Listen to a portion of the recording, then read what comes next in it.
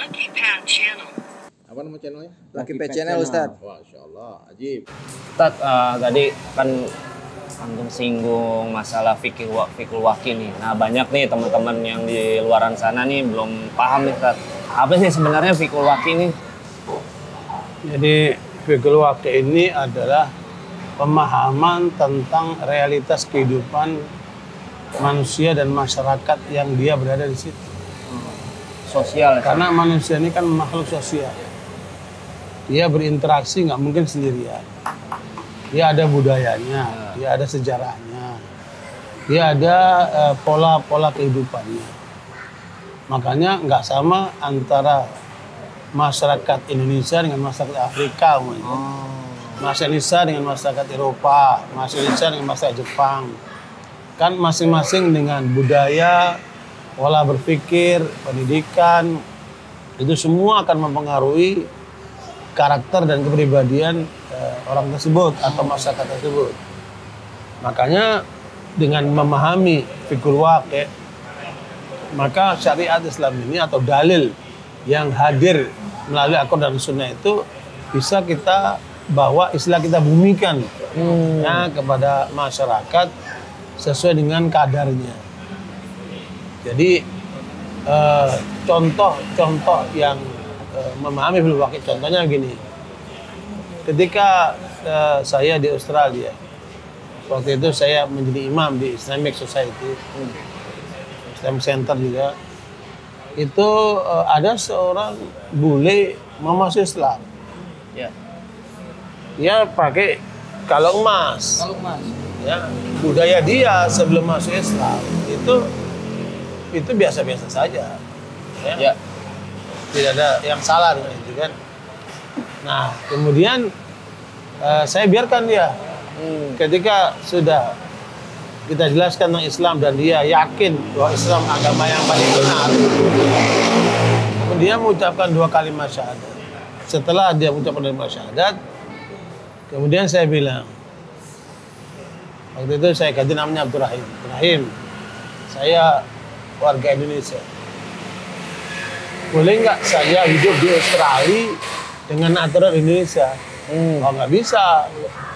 Kan Anda hidup di Australia harus ikut aturan Australia. Sama seperti orang Australia ke Indonesia harus ikut aturan Indonesia. Nah, ini masing-masing negara, masing-masing bangsa, masing-masing masyarakat itu ada aturannya, ada kebijakannya, ada budayanya, ada seterusnya. Sehingga dia mengatakan tidak bisa Anda hidup di Australia dengan pola Indonesia, harus mengikuti pola di sana kan. Nah, ini paham terhadap fikul waqi' ini penting. Sehingga kemudian saya terangkan, dulu kamu tadi sebelum masuk Islam, kamu pakai emas. Ya, karena kamu tidak terikat dengan aturan Islam. Tetapi ketika kamu sudah masuk Islam, kamu terikat dengan aturan Islam. Islam melarang lelaki pakai emas, tapi dibolehkan untuk kaum wanitanya. Maka lepaskan emasmu itu, kasih kepada istrimu atau ibumu atau saudaramu yang perempuan. Karena emas itu boleh untuk perempuan, nggak boleh laki. Itulah Islam. Langsung dia lepas. Ya. Jadi di sini pentingnya tidak, kamu lepas dong emasmu di lehermu. Nah, itu kan berarti pola dia itu nggak mengerti cara bagaimana untuk menyadarkan orang itu. Dia ada tahapan-tahapan. Nah, kalau kita kemudian memahami budaya masyarakat, realitas kehidupan manusia ini dengan antropologinya, dengan sosiologinya, dengan psikologinya, dengan pola-pola kehidupan budayanya, seterusnya itu akan mempercepat dakwah kita itu untuk bisa merubah keadaan, diterima oleh mereka. Contohnya, apa yang dilakukan oleh Wali Songo abad ke-13 masuk abad ke-14 Masehi. Itu luar biasa. Para Wali Songo ketika hadir ke Jawa, itu nggak langsung ceramah. Apa yang mereka lakukan? Mereka bikin irigasi air supaya ekonomi masyarakat berjalan. Kan? Kemudian dia masuk ke pasar, dia dagang. Kemudian dia melihat budaya-budaya yang berasal dari agama-agama lain. Sana ada animisme, ada budaya Hindu, ada budaya Buddha, ada macam-macam. Itu nggak langsung dirubah, nggak langsung dibentur. diarahkan dengan pola-pola Islam. Kan kalau dulu orang bilang syahadat kita sekarang, mereka bilang apa itu? Hah? Kalimat sodo. Kan mereka bilang kalimat sodo. Itu kalimat syahadat itu, syahadatan itu mereka bilang kalimat sodo. Dia menggunakan bahasa masyarakat. Ya. Nah itu memahami budaya itu dan caranya halus dia. Kemudian dia melihat kebijakan-kebijakan masyarakat ini muncul dari mana? Dari istana, dari sultan, dari yang punya kebijakan kekuasaan. Dia menikah dengan keluarga sultan, dengan keluarga kerajaan. Sehingga kebijakan-kebijakan itu nanti pro-Islam. Jadi itu adalah pola-pola fikul waqi yang ternyata efektif sekali. Dalam 50 tahun, masyarakat Jawa yang tadinya tidak kenal Islam, itu menjadi masyarakat yang Muslim. Ya? Bahkan Sriwijaya, pusat kerajaan Hindu yang ada di Palembang, itu masuk Islam. Itulah kerajaan-kerajaan yang mencoba segala macam kan.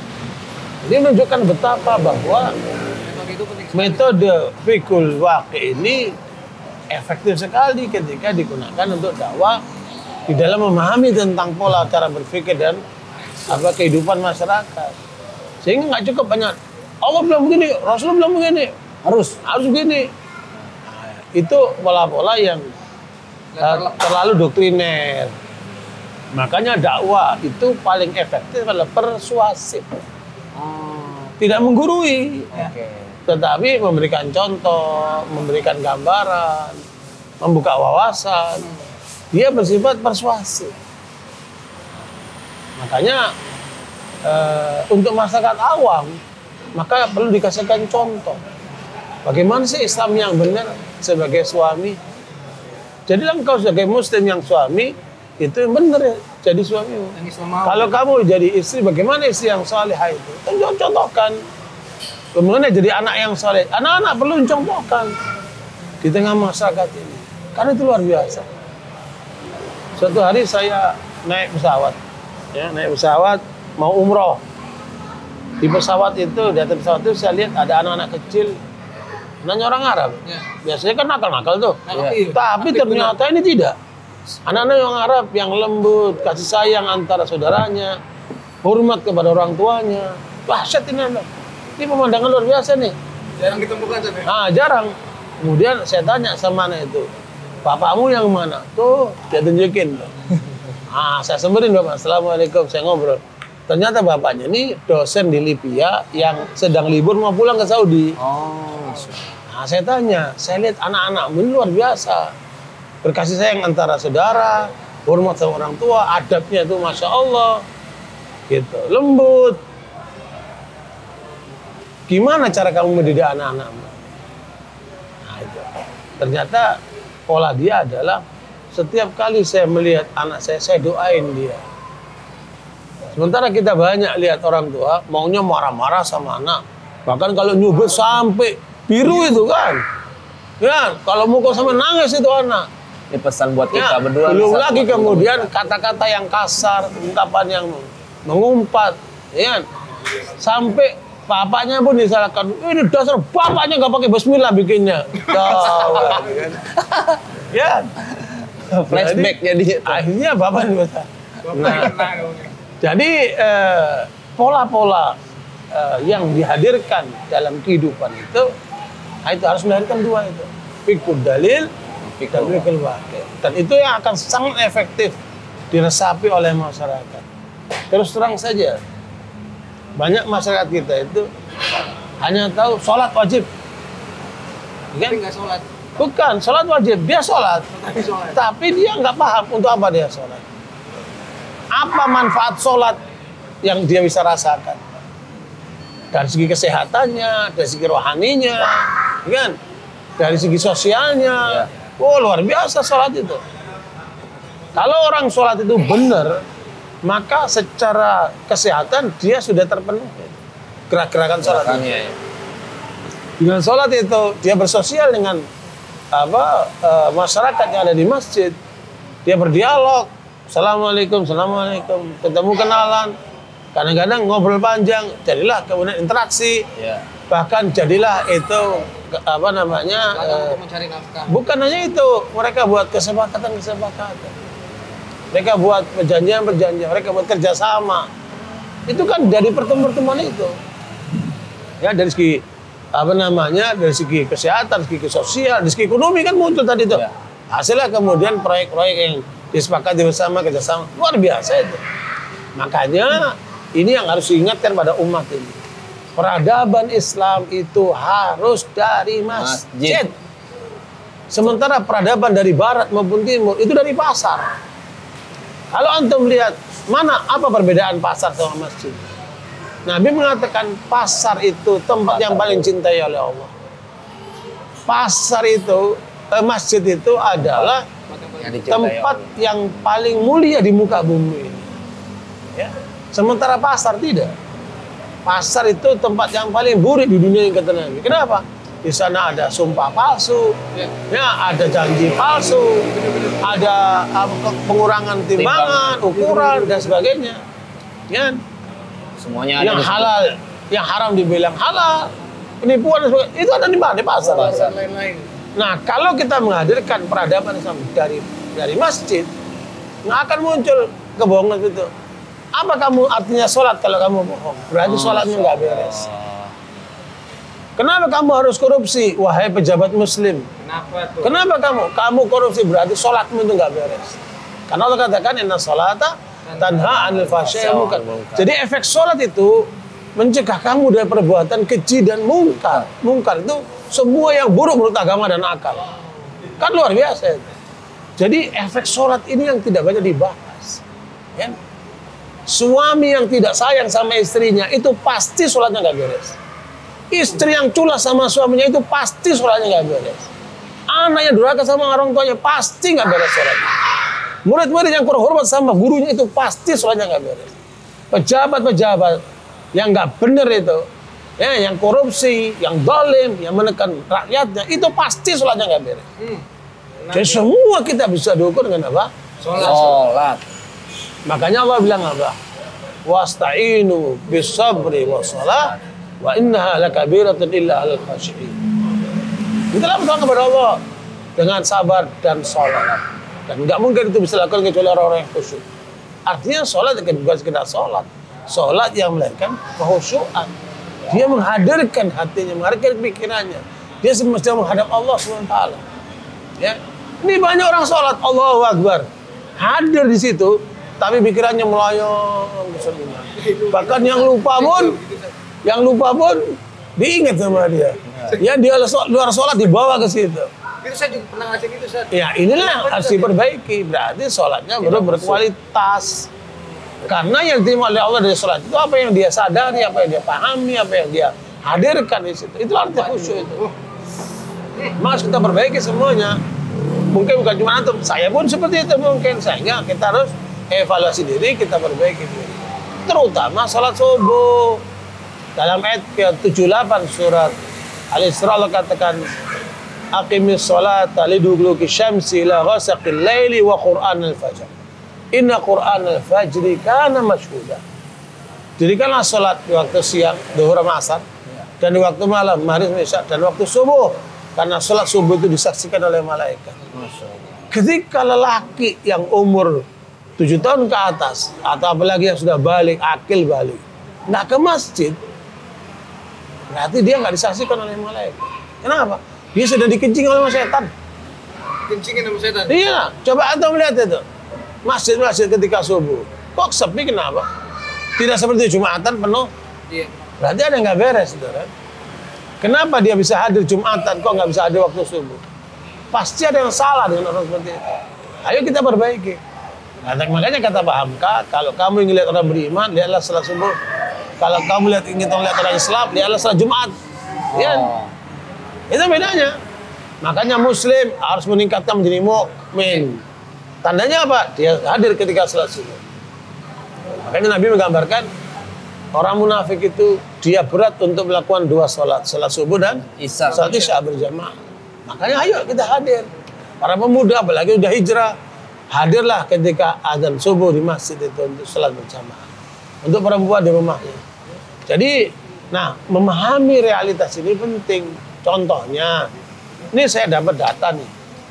Nah, saya nggak tahu apakah pakai survei, apakah pakai apa penelitian, saya nggak tahu. Tapi hasilnya itu mengagetkan saya.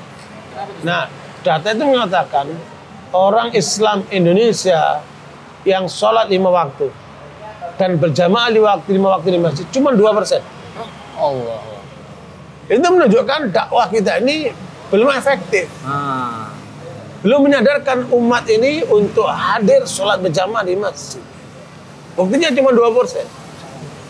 Kemudian orang Islam yang sholat 5 waktu kadang berjamaah, kadang tidak. Itu 23%. Masih belum setengahnya tuh. Iya.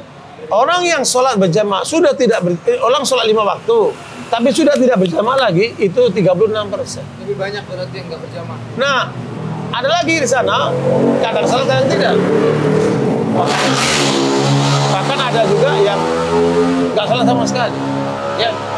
Nah, disinilah pentingnya kita hadirkan Islam ini dalam bentuk dalil untuk mengobati masyarakat yang sakit sebetulnya.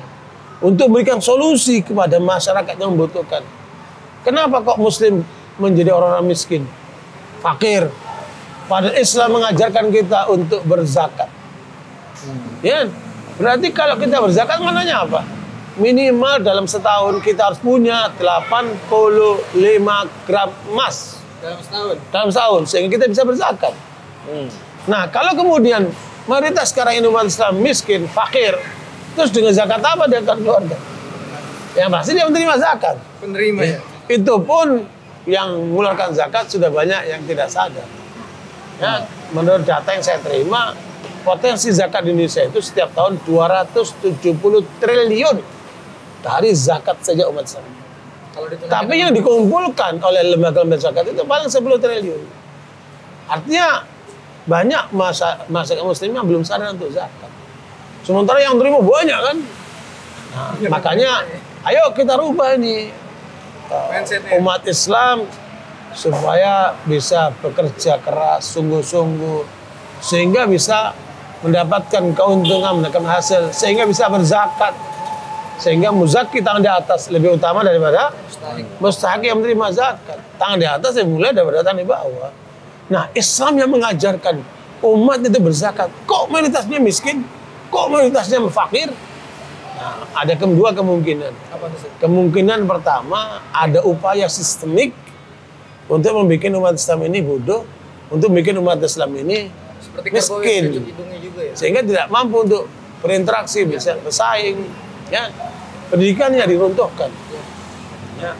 Nah, itu adalah semacam satu upaya untuk merusak bangsa itu, diantaranya rusaklah pendidikannya, rusaklah guru-gurunya. Kalau guru rusak, muridnya kan rusak kan. Nah, itu kemungkinan pertama, yaitu suatu upaya sistemik untuk melemahkan umat Islam, membodohkan umat Islam, memiskinkan orang Islam.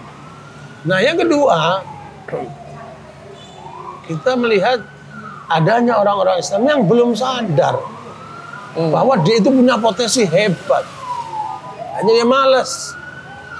Dia kemudian berada di lingkungan yang salah, pergaulan yang salah, hidupnya cuman foya-foya, hidupnya cuman begadang, hidupnya cuman buang-buang waktu, wasting time, hidupnya untuk yang sia-sia.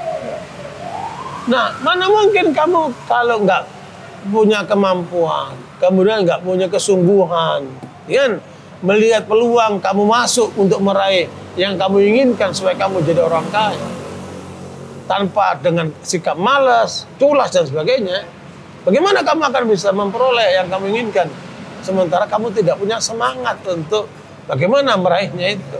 Tadi ada salah. Jadi bisa jadi dari sistem, bisa jadi dari personal itu sendiri. Makanya di sini pentingnya dakwah, baik yang memegang kekuasaan supaya buatlah kebijakan-kebijakan yang menguntungkan rakyat. Karena misi negara ini adalah misi untuk mencerdaskan bangsa. Jangan dibodohi bangsa ini, pinterkan mereka. Kasih peluang untuk mereka bisa sekolah setinggi-tingginya. Jangan dibebani dengan biaya-biaya mahal. Bahkan sekarang ini pendidikan menjadi media untuk bisnis yang luar biasa. Iya, betul. Ya, untuk kemudian menggunakan kesempatan pendidikan untuk mencari keuntungan sebesar-besar. Itulah kapitalis. Ya, makanya di sini pentingnya menyadarkan mereka yang sedang megang kebijakan. UKT kemarin menjadi rame kan? Iya. Nah, apa itu? Kok mahal-mahal seperti itu? Orang tua banyak ngeluh. Nah, kemudian yang kedua, masyarakatnya harus disadarkan, umat ini disadarkan. Jangan malas, terus belajar, terus meningkatkan. Dan yang banyak lupa dari kawan-kawan yang sedang berdakwah ini, dikiranya Islam itu cuma fardu ain. Fardu ain ini wajib belajar sholat, wajib belajar Al-Quran, wajib belajar agama. Iya betul, itu fardu ain. Tapi ada juga fardu kifayah. Fardu kifayah itu bagaimana memenuhi kebutuhan masyarakat ini, umat Islam ini. Harus ada dokter, harus ada insinyur, harus ada ahli ini, harus ada ahli itu. Untuk memenuhi kebutuhan masyarakat luas ini. Jadi ada fardu ain, ada fardu kifayah. Artinya jangan cuma menekankan ini, melalaikan ini. Nah, sebagian orang menekankan ini, melalaikan ini juga. Betul. Iya, betul. Harus dua-duanya. Utamakan fardu ain, tapi jangan lupakan Kifayah. Nah, itulah yang Allah sebutkan. Wabtaghi fima ataqallahu darul akhirah. Wala tansa nasibaka minad dunya. Surat Al-Qasas ayat 77. Kamu kejar dengan potensi yang kamu diberikan oleh Allah untuk kamu meraih akhiratmu, karena itu prioritas fardu ain. Dan jangan lupa untuk kamu meraih apa? Kepentingan duniamu. Itu apa itu? Fardu kifayah. Ya? Nah, ini terkadang gini, Ustaz. Dari teman-teman kita nih, tantangannya seperti itu, Ustaz. Sudah belajar agama, sudah masuk lah, udah mendalami ilmu lah agama. Udah hijrah total lah istilahnya. Tapi nah terkadang masalahnya ada di ekonomi nih, Ustaz. Nah, ini gitu. Nah, di tengah jalan, nah ini mulai bergoyang nih, Ustaz. Mulai goncang, Ustaz. Keimanannya mereka nih. Kadang-kadang kayak gitu. Dan dari situ mulai berguguran. Nah, mulai berguguran. Dari ngaji, dari nggak ngaji. Meninggalkan itu mungkin itu salah satunya, tapi yang paling faktor di lapangan itu ketika dia sudah meninggalkan majelis ilmu, yang tadinya dia meninggalkan riba, dan lain-lain, akhirnya mau nggak mau dia balik lagi ke sana. Begitu karena keterpaksaan itu udah pusing mau kemana ya, karena kalau nggak ada pinjol sih siapa yang mau bantu bingung saya, kadang-kadang ya itu. Sebenarnya itu bukan terpaksa, itu sebenarnya dipaksa sama setan. Ya, karena terpaksa itu kalau kamu nggak dapat kamu mati. Kan masih ada jalan lain. Kenapa harus masuk ke situ? Terpaksa itu kaidahnya kalau kamu nggak dapat kamu mati. Itu esensi terpaksa. Itu terpaksa namanya. Ujungnya mati ya, Ustaz? Iya, kalau masih bisa makan, masih bisa cari cara lain, kenapa harus ke situ? Jadi begini, itu diarahkan oleh Allah kepada Nabi Muhammad sendiri. Dan Nabi Muhammad personifikasi mewakili umat. Dalam surat Al-Kahfi ayat 28, Allah mengatakan begini. Wasbir nafsaka ma'al ladzina yad'una rabbahum bil ghadati wal 'ashiyyi yuriduna wajhah. Wa la ta'du 'ainaka 'anhum turidu zinatal hayatid dunya. Wa la tuti' man aghfalna qalbahu 'an dzikrina wattaba'a hawahu wa kana amruhu furuta. Allah mengatakan, Muhammad, bersabarlah kamu dalam menyuruhkan manusia ke jalan Allah. Ya, bersabar itu ada 3. Sabar dalam menjalankan perintah Allah, sabar dalam meninggalkan larangan Allah, sabar dalam menghadapi ujian Allah. Orang tidak mungkin lepas dari 3 ini. Ya, setiap muslim harus perhatikan itu. Kamu diperintahkan sholat subuh berjamaah masjid, sabar, laksanakan. Kamu dilarang untuk makan riba, ambil dari pinjol-pinjol, tinggalkan. Dan di situ akan ada penderitaan kamu. Ya. Kemudian kamu akan menghadapi ujian hidup, kekurangan harta, kekurangan pada penyakit, kena musibah macam-macam itu kan, sabar. Nah itu konsep yang harus dimiliki oleh setiap muslim, termasuk saudara kita yang baru berhijrah itu harus menghadirkan kesabaran dalam hidup. Jangan lupa dalam 3 hal tadi, menjalankan perintah Allah, meninggalkan larangan Allah, dan menghadapi apa? Ujian yang Allah berikan. Nabi Muhammad diperintahkan oleh Allah, kamu sabar dalam 3 hal itu. Dan jangan kamu berdiri sendiri, jalan sendiri. Tapi kamu harus bersama dengan komunitas orang-orang yang sedang menjalankan kebenaran pagi dan sore hari. Jangan sendirian. Jangan sendirian lah. Karena apa kata Nabi? Sesungguhnya serigala itu akan makan apabila kambing sendirian. Kalau kambing itu bersama dengan komunitas yang tidak diserang sama serigala. Ya? Nah, masalahnya banyak orang kemudian punya masalah, dia menyendiri. Harusnya kan berada dalam komunitas itu. Nabi diingatkan, dan itu untuk kita semuanya. Jangan kamu hidup sendirian, kamu harus hidup dalam komunitas. Gampang terjebak Ya, yang menyurahkan jalan Allah sore pagi dan sore hari. Nah, kemudian ngapain mereka itu? Mereka sholat, mereka berdakwah, mereka mengajar, mereka mencari halal, mereka hidup dalam naungan ridha Allah, kan? Dalam naungan syariat Allah, pagi dan sore hari, untuk apa? Mengharap ridha Allah, mengharap pahala dari Allah. Itu yang paling pokok. Apa itu? Keikhlasan. Jadi ada di situ tahap 3. Kamu sabar, jalankan semampumu. Kamu berada dengan komunitas yang menjaga kamu supaya kamu benar, dan kamu harus mencari ridha Allah. Bukan untuk menyenangkan manusia, bukan untuk macam-macam. Meskipun di dalam situ kita merasa suka berat saat kadang. Sebentar. Apa yang menjadi berat? Allah sebutkan 3. Kan? Di situ Allah ingatkan, jangan sampai kamu kurang sabar, jangan sampai kamu meninggalkan komunitas itu, jangan sampai kamu berpaling dari ridha Allah. Kenapa? Turidu zinatal hayatid dunya. Karena kamu ingin mencari kesenangan duniawi. Kamu ingin rumah yang bagus, kamu ingin dapat pekerjaan yang gajinya besar, kamu ingin mendapatkan mobil yang mewah, kamu ingin dapat duniawi. Kan? Termasuk ngejar awewe. Oh, ngejar awewe. Itu. Kan? Termasuk itu karena Allah mengatakan dalam surat Al-Imran 14, "Zuyyina lin-nasi hubbu syahawati minan nisa" dulu. Makanya ibu-ibu harus menjaga suaminya jangan sampai dia terjerumus oleh perempuan-perempuan lainnya, Pak. Yang menggoda. Gini kan? Nah, makanya itu ada termasuk tanggung jawab suami istri menjaga masing-masing jangan sampai terjerumus ke dalam godaan dunia, termasuk godaan tadi itu perempuan itu kan. Nah, begitu pula godaan-godaan lain. Anak juga godaan, emas perak, kendaraan, ya, sawah ladang seterusnya. Itu semua godaan dunia. Ya. Dzalika matal haidud dunya wallahi inna husnul maaf. Kamu kerja dunia. Padahal itu enggak ada apa-apa. Namanya dunia itu rendah. Sementara Allah siapkan akhirat. Kamu kekal selamanya di sana kan. Nah, inilah penyebab manusia kenapa berguguran, karena cenderung kepada dunia yang sedikit itu. Padahal yang namanya dunia tidak ada yang setia. Kalau kamu nggak meninggalkan dia, kamu akan ditinggalkan sama dia. Yang paling sedih itu laki-laki kerja keras untuk mencari harta, kan? Udah dapat hartanya, dia kena stroke, mati dia. Hartanya dipakai sama istrinya untuk kawin lagi. Ngenes dia dikuburannya aja ya Allah. Kan? Kalau istilah sekarang double kill itu, Ustaz. Makanya itu apa namanya kesadaran jangan sampai terjerumus oleh dunia. Makanya Hasan al-Basri mengatakan, saya heran kalau ada orang yang berpendapat cinta dunia tidak termasuk dosa besar.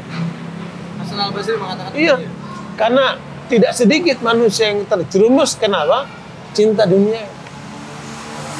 Tadinya rajin pengajian, tadinya rajin berdakwah, tadinya berjuang di jalan Allah. Tahu-tahu kok nggak ada nih orang. Kemana dia? Oh, lagi bisnis. Oh, lagi ngerjain proyek. Tapi terus sholatnya diabaikan, ngajinya sudah nggak mau lagi. Berarti dia apa? Bahkan malah proyeknya juga nggak goal, San. Apalagi rugi dua-duanya itu. Akhirnya rugi, dunia rugi dua-duanya. Nah, karena itu jangan sampai kita terjerumus oleh godaan dunia, sehingga Nabi mewasiatkan begini. Ada 4 keadaan manusia yang terjadi dalam kehidupannya. Yang pertama, manusia diberikan oleh Allah ilmu agama sehingga dia selamat akhiratnya. Tapi dia sekaligus dikasih ilmu dunia sehingga sukses dunia. Karena modal untuk sukses harus paham agama dan harus paham dunia. Sehingga sukses dunia, sukses akhirat. Ya. Muasar di dunia, muasar di akhirat. Yang kedua, seorang yang dikasih oleh Allah ilmu agama sehingga selamat akhiratnya. Tapi tidak dikasih ilmu dunia. Sehingga dunia serba kurang, mungkin pas-pasan. Ya. Dan tidak sedikit orang yang seperti ini. Maju terus, kajian kitab ini itu. Tapi nggak pernah mempelajari dunia. Ya. Nah, tapi orang seperti ini kata Nabi, makturun di dunia bosan. Dia rugi dunianya, tapi untung akhiratnya. Jenis yang kedua ini, karena dia punya ilmu, dimatakan, ya Allah, kalau engkau berikan kepadaku ilmu dunia seperti yang pertama, aku akan gunakan di jalanmu ya Allah. Dengan niatnya itu, pahalanya yang pertama sama dia yang kedua. Keren nggak? Keren. Kenapa? Karena dia punya ilmu. Gitu. Kalau ditanya antum mau yang mana? Saya mau yang Dua. Pertama atau kedua? Dua lah. Yang kedua? Saya mau yang kedua sama yang pertama, Izan. Punya duit juga, punya ilmu juga. Ya tidak lah. Dua. Kalau orang itu mau sukses dunia akhirat yang pertama lah. Yang pertama. Kan? Artinya fardu ainnya kamu kuasai, fardu kifayahnya kamu kuasai juga gitu. Ya. Dua-dua. Nah, adapun yang kedua, dia sukses akhiratnya tapi Dunianya hamsong. dunianya zong. Zong. Ya kan? Dunianya mungkin pas-pasan, kan? Nah, Kak, Meskipun dia punya niat keingin seperti yang pertama sehingga dapat pahalanya, dia nggak dapat hakikat yang dialami keluasan dunianya, tapi dia dapat pahalanya. Nah, yang ketiga nih, ada nih. lagi. Orang yang dikasih oleh Allah ilmu dunia sehingga dia kembangkan dan berhasil dunianya, tapi nggak dapat ilmu akhirat, ilmu agama sehingga gagal akhiratnya. Inilah orang kaya paling banyak di dunia sekarang. Ya, dia menguasai ilmu dunia tapi tidak paham agama. Ya. Kosong. Terus udah gitu mau ngatur-ngatur ustadz yang ngerti agama. Nah, ini bahaya. Bahaya sekali itu. Bahaya itu soalnya dia. Yang bodohnya ustadz mau diatur sama orang-orang seperti ini. Nah, itu. Salah. Salah. Nah, ini orang-orang yang gagal akhirnya kenapa nggak ngerti agama. Maka kewajiban dai sadarkan tuh orang-orang kaya itu, ayo belajar agamamu supaya kamu selamat akhirat. Nah, yang keempat lebih parah lagi. Wala ilmu agama, wala ilmu dunia. Ya, kosong bener-bener. Ya, kerjanya begadang, main domna, Waduh. sia-sia, wasting time, killing time, apa tuh? Ini orang-orang yang gagal dunia, gagal akhirat, Rugi amat. rugi amat, gitu. Gitu deh, Pip. Hah? Paling gini, Stan, sebelum kita closing dan Sebentar, saya belum selesai tadi, ayat 28 tadi, 28 surat Kahfi. Jadi penghalang pertama manusia, Pak, karena cinta dunia. karena cinta Allah dunia. wahai. Ya, gugur ataupun pudar itu hijrahnya tadi kan. Yang kedua, wala tutimman aghfalna qalbahu an dzikrina. Dia kurang zikirnya kepada Allah. Yang dipikirkan cuma duit, yang dipikirkan cuma proyek, yang dipikirkan cuma kepentingan-kepentingan yang sesaat. Dia kurang zikir kepada Allah. Makanya Nabi itu mengatakan tanamu aini wala yanamu qalbi. Mataku tidur, hatiku tidak tidur. Banyak manusia sekarang matanya melek, hatinya tidur. Bahkan banyak pengajian ibu bapak-bapak lagi pengajian tidur dia. Nah, orang pengajian supaya dekat sama Allah, supaya sadar, malah tidur dia. Kenapa? Pengaruh setan ada dalam dirinya. Supaya dia nggak dengerin tuh. Kan? Nah, ala kulli hal, ini kondisi keadaan manusia sehingga dia berguguran dari jalan Allah tadi itu. Apa yang kedua? Kalbunya lalai dari Allah. Makanya kalbu itu cuma satu. Kalau kalbumu tidak tertuju kepada Allah, maka kalbumu akan lari kepada selain Allah. Rugi amat. Ya? Nah, ini penyebab yang ketiga. Wattabahawahu. Dia ngikuti hawa nafsu. Maksudnya apa? Keinginan dia bertentangan dengan keinginan Allah. Hawa nafsu namanya. Makanya orang muslim itu cocokkan keinginanmu dengan keinginan Allah. Ini perempuan-perempuan kepingin kalau keluar rumah dia nggak panas, dia terbuka. Keinginannya begitu, tapi Allah melarang tidak. Kamu jangan keluar rumah menutup auratmu. Dia ikuti kehendak Allah. Dia kalahkan. Itu berarti namanya mengalahkan apa? Hawa Hawa nafsu. nafsu. Laki-laki cari pekerjaan, cari uang halal, tengah jualan, banyak godaan. Ditawari pekerjaan-pekerjaan yang kemudian mengandung haram atau minimal syubhat. Kalau dia terpengaruh, terbawa, lah berarti dia ikuti hawa. Jadi hakikat hawa nafsu itu keinginan kita bertentangan dengan keinginan Allah. Kan? Makanya kalau kita itu mau benar, cocokkan keinginanmu dengan keinginan Allah. Wa ma tasyauna illa yasha Allah. Cocokkan keinginanmu dengan keinginan Allah. Nah, baru apa yang terjadi? Ketika orang terjerumus dengan dunianya, ketika orang hatinya berpaling dari Allah, ketika orang mengikuti hawa nafsunya, apa terjadi? Wa kana amruhu furata. Pasti perilakunya liar. Pasti perilakunya ngawur.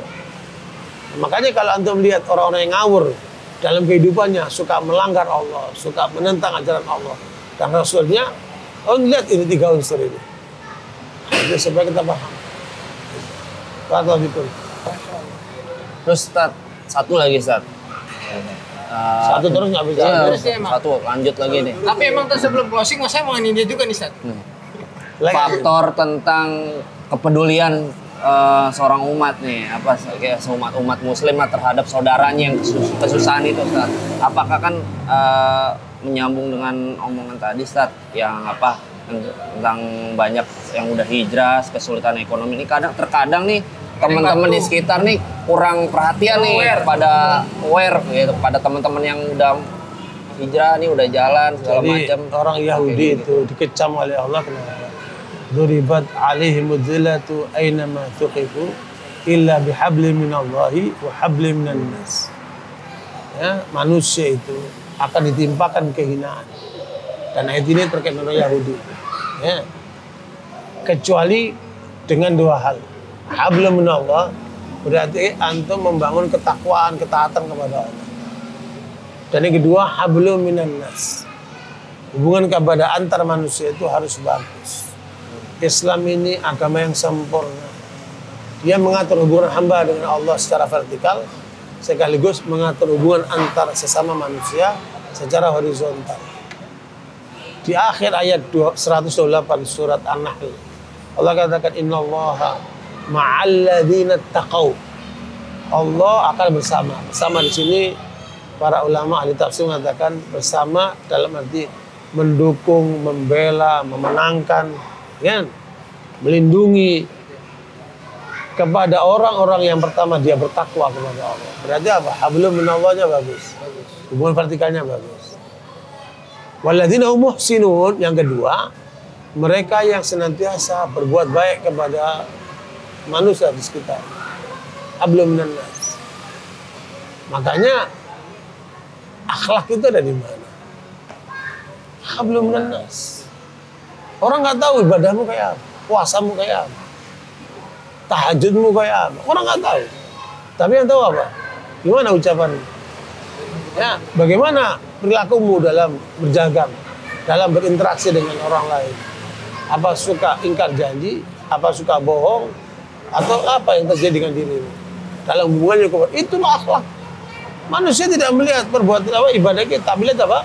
Akhlak kita. Makanya Nabi mengatakan, aku diutus oleh Allah, "Bu'itsu li utammima makarimal akhlaq." Riwayat disebutkan salihal akhlaq. Ya, tujuan aku dihadirkan untuk berdakwah kepada umat manusia supaya mereka apa tadi? Berakhlak mulia. Nah, cobalah kawan-kawan yang muda, kawan-kawan umat Islam pada umumnya, hadirkan akhlak mulia dalam kehidupan nyata kita. Itu dakwah yang paling dahsyat daripada sekedar ngomong kan.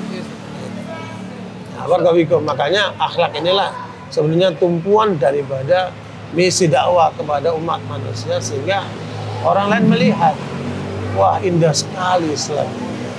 Ya, dalam ketekunannya, dalam kejujurannya, dalam keadilannya, ya, dalam kesabarannya, dalam keberaniannya, dalam semua sisi kebaikan itu ada pada diri seorang muslim. Itu akhlak mulia juga. Makanya Allah memuji Muhammad dalam surah Al-Qalam ayat 4, wa innaka la'ala khuluqin 'adzim. Sungguh engkau Muhammad berada di akhlak yang agung. Kan? Lihat bagaimana Rasulullah memperlakukan istrinya, memperlakukan anak-anaknya, memperlakukan sahabatnya, memperlakukan musuh, semua pakai akhlak. Nah, coba kita dalam membawa misi dakwah ini jangan lupa akhlak kita itu sudah bagus. Dan akhlak bagus itu kata Imam Syafi'i bisa diukur dengan 3 hal. Nah, kalau mau lihat orang akhlaknya bagus tidak, lihat 3 hal. Yang pertama, dia berbuat yang terbaik. Artinya apa? Kalau ada tamu ke rumah antum di rumah ada air zam-zam, ada air mineral, ada air galon. Kasih yang mana? Zam-zam. Nah, kalau zam-zam berarti akhlak antum bagus, mulia. Antum punya uang warna merah, warna biru, warna hijau, warna ungu, warna coklat, warna abu-abu. Kalau ada yang minta kasih yang mana? Merah. Nah, kalau merah berarti akhlak antum bagus. Jadi akhlak bagus itu ditandai dengan dia berbuat yang terbaik. Itu tanda akhlak mulia. Yang kedua, kalau kamu tidak bisa mencapai akhlak yang baik, yang mulia itu, jangan mengganggu orang. Dengan lisanmu, dengan tanganmu, ya, dengan nyinggung-nyinggung, dengan apa itu. Jangan kamu ganggu orang lain. Kalau ada orang, ya, yang berbuat baik luar biasa, tapi suka ganggu orang, suka ngomongin orang, suka mojok-mojokin orang, itu berarti akhlaknya tidak bagus. Apalagi nih mujahidin, umat Islam di Gaza sedang berjuang melawan penjajah, kan harusnya dibela, Iya. malah dipojokin. Udah nggak berbuat, malah jelek-jelek. Itu apa itu? Pasti orang ini akhlaknya buruk. Karena kan lihat orang itu ketika dia memojokkan orang lain, udah nggak berbuat, berarti akhlaknya buruk. Nah yang ketiga, tanda orang akhlaknya baik itu apa? Mukanya itu sumringah, mudah senyum, cemberut terus kan? Ya. Apalagi suami sama istrinya, istri sama suaminya, Cemberut mulu nih. sama anaknya, begitu seterusnya. Siapa sih yang cemburu? Itu cemberut mulu. Nah itu. Orang yang cemberut itu tandanya apa? Mungkin dia stres, mungkin dia depresi, mungkin dia punya utang, mungkin dia banyak masalah, kan? Caranya biar nggak cemberut gimana? Makanya semua urusan kembalikan kepada Allah. Masya Allah. Tuh pesannya Wa teman-teman. tawakkal 'ala Allahi haqqa tawakkuli, ya. Wa tawakkal 'ala Allahi fa huwa hasbuh. Siapa bertawakal kepada Allah, Allah akan cukupkan dia. Pasrah sama Allah, kan? Makanya kalau udah masuk rumah, tinggalin semua urusan di luar rumah. Jangan dibawa, Sat, ya. Jangan dibawa ruwet di dalam rumah. Bertambah ruwet, Sat. Bikinlah rumah itu baiti jannati. Indah. Makanya saya punya kaidah. Siapa yang tidak berbahagia dalam rumah tangganya, jangan berharap dia akan bahagia di luar rumah tangganya. Karena di rumah aja surganya udah nggak ada. Nggak apalagi ada, di luar. gimana mau di Tapi kadang luar. kalau justru di rumah surganya nggak dapet, orang suka nyari surga di luar nih, Sat nih. Itulah salah. Dia cuman palsu. Bahagia apa? Semu. Fata Morgana. Semu fata morgana. Ke kafe-kafe, nanti pulang dari situ pusing lagi dia. Pusing lagi. Kan, karena apa? Tidak mencari masalah. Itu. Ada yang salah itu. Makanya kalau ingin masalah kita selesai, kembalilah kepada Allah. Ya, karena Allah nggak butuh sama kita dan Allah mampu segala-galanya. Masya Allah. Kan? Dengan cara itu, insya Allah dengan kita menjadi muslim yang tangguh teguh dalam semua keadaan. Senangnya bersyukur, susahnya bersabar. Wallahu a'lam bishawab. Masya Allah, Ustaz. Ini kan kayak kita udah pernah konten sekali, terus sekarang yang kedua kali. Jadi saya lihat feedback dari teman-teman itu, Ustaz, dari video kita itu banyak kebaikan, Ustaz. Alhamdulillah. Makanya insya Allah ke depan kalau Ustaz berkenan kita mau buat part-part lagi terkait sholat, Bagus. terkait boleh, Ustaz ya? Boleh. Cuman supaya lebih terarah, buatlah semacam perencanaan. Sekarang ngomong apa, besok ngomong apa, dan jadikan apa yang kita bicarakan itu solusi buat masalah yang sedang dihadapi oleh umat ini, terutama anak muda-muda kan. Iya, Betul, Ustaz. itu selesai tadi. Paling terakhir ini, Ustaz, minta nasihat aja buat saya dan siapa ya? Saya soalnya sudah hampir 2 tahun nggak bertemu beliau, Ustaz. Oh iya, Iya, beliau sibuk lagi keluar. Kemana ya? namanya Abu Khattab. Abu Khattab, ya. Abu Khattab, makanya saya Abu Khattab. minta nasihat buat saya dan beliau supaya tetap meskipun secara duniawi urusan laki pet ini nggak menghasilkan, tapi secara ukhrawi mudah-mudahan ini menjadi amal kita kelak biar mati nggak kosong-kosong amal. Jadi kaidah ya, kaidah. siapa yang cari akhirat akan dapat dunianya. Tapi siapa yang ngejar dunia, pasti nggak dapat akhirat. Udah dipastikan. Itu pasti. Ya, makanya jangan sampai kita mencari akhirat lewat dunia kita. Carilah akhirat untuk kita mulai dunia. Makanya kata Nabi, mangkana amrul akhir. Siapa yang orientasinya akhirat? Ya, siapa yang orientasinya akhirat? Ja'alallahu ghinahu fi qalbi. Allah akan jadikan di dalam kalbunya tuh kekayaan, rasa puas ya, qanaah. Kan? Kemudian wa jama'a syamlahu, seluruh urusannya dimudahkan oleh Allah. Kan? Wa atadu dunya wa hiya raghimah. Kalaupun dia dapat dunia, dia tidak tertipu, dia tidak sombong, dia tidak bangga. Dia tidak menunjukkan sikap arogan. Keren banget kan? Kalau orientasinya apa? Akhirat. Wa man kana hamud dunya. Sementara sebaliknya orang yang orientasi hanya kejar dunia. Kan? Waktu tenaganya untuk ngejar dunia terus. Apa yang terjadi? Nah, ja'alallahu al-faqra baina 'ainaihi. Allah tetapkan kemiskinan, kelaparan, kefakiran di depan mata. Kan bawahnya takut, takut miskin, takut ini kan. Itu orientasinya karena duniawi. Kemudian apa yang terjadi? Wa malahu minad dunya illa ma kutiba lahu. Kalaupun dia dapat dunia, itulah ketetapan Allah baginya yang dia peroleh itu. Nah, makanya ada dua keadaan. Orang yang orientasinya akhirat, Allah berikan dia ketenangan jiwanya. Allah berikan rezeki yang melimpah buat dia. Kan? Sementara orang yang orientasinya duniawi, meskipun dia dapat dunia, tapi apa terjadi? Yang ada di benak matanya, di pelubuk matanya, kefakiran, kemiskinan, ketakutan yang luar biasa. Kan? Kalaupun dia dapat rezeki, dia hanya apa yang dia peroleh. Kemudian urusannya Allah cerai mereka. Gak ada habis-habis. Allah cerai mereka. Urusannya itu. Ya, farqallahu syamla. Allah cerai mereka urusannya. Rugi amat orang seperti ini. Saya sih husnuzon. Beliau yang pertama. Lillah. Iya, insyaallah. Cuma ada ini, Ustaz. Kami berdua ini kurang sabar. Iya, itulah. Kita nasihat, Ustaz, biar sabar gitu. Ada 4 godaan. Pertama godaan duniawi, yang kedua godaan hawa nafsu di kita, yang ketiga godaan setan, yang keempat godaan lingkungan. Bisa juga didorong oleh pihak lain, oleh kawannya, orang dekatnya. Ayo, mumpung kamu jabat, korupsi yang banyak. Ayo, jadilah dia. Sehingga tadinya nggak punya keinginan, jadi punya keinginan. Tadinya nggak punya kesempatan, carilah kesempatan. Karena setiap kejahatan, setiap keburukan tidak terjadi kecuali karena 2 hal. Pertama adanya keinginan, yang kedua adanya kesempatan. Nah, tutup keinginannya dan hindari kesempatan itu. Berarti kita akan berjalan dalam kebaikan-kebaikan. Oh, nikmat sekali. Nikmat sekali. Masya Allah. Nah. Oke. Ustadz, ini Masya Allah nih udah semakin panjang obrolan kita, tapi mudah-mudahan Gak terasa jam 10:30. Wah, Masya Allah. Makanya panjang banget Masya Allah. ini. Isinya daging semua soalnya. Daging banget, Bib. Udah habis Coba, Bib, makan daging. dijelasin. Ya udah. Ada daging. Karena tadi beda daging, dia daging bebek. Bebek. Saya daging ikan, situ daging Saya kambing. kambing. Makanya yang paling semangat itu kan. Banget. Iya, semangat bener. Nanduk nih Ya. satu. Teman-teman, ini obrolan kita malam ini insya Allah akan kita lanjutkan lagi bareng Ustadz Farid insya Allah ke depan, dan mudah-mudahan ke depan Bang Luki, Bib Luki ada di tengah-tengah kita, karena teman-teman banyak yang tanya Luki kemana ya? Kayak saya bilang kemarin mungkin lagi tugas di Saudi Ustadz. Oh. Insya Allah, jadi jauh, ketemunya jarang gitu ya kan.